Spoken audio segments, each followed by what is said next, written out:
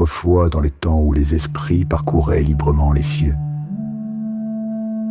Vivait Wölferen, le carcajou sacré, farceur et sage à la fois.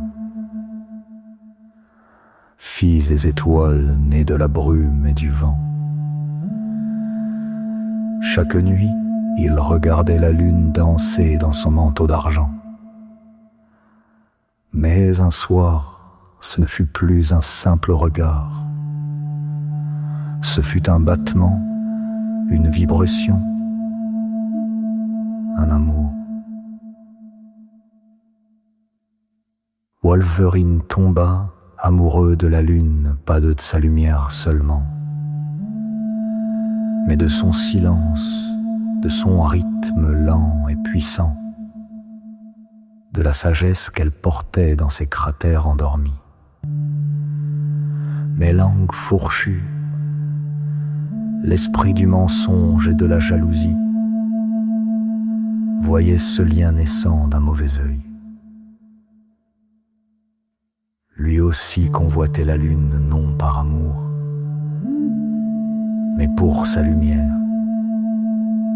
Et la lumière, il voulait la posséder.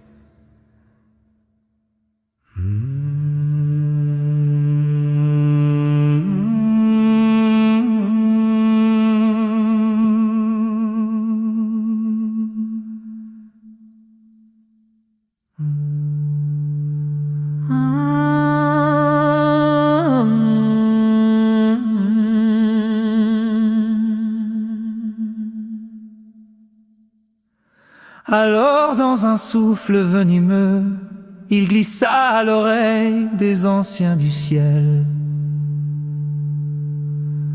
Wölferen transgresse les lois, il s'attache, il désire, il se perd. Les anciens, aveuglés par la ruse de langues fourchues, décrétèrent: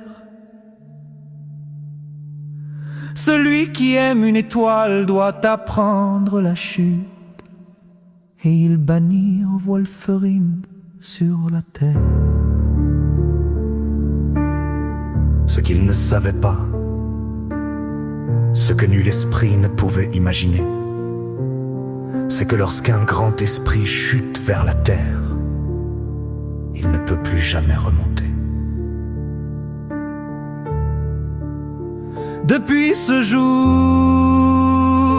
chaque nuit, quand la lune monte ronde et parfaite,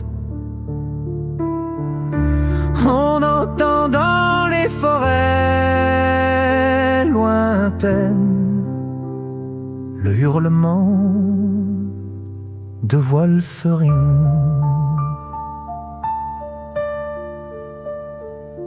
Il hurle son amour, il hurle son exil,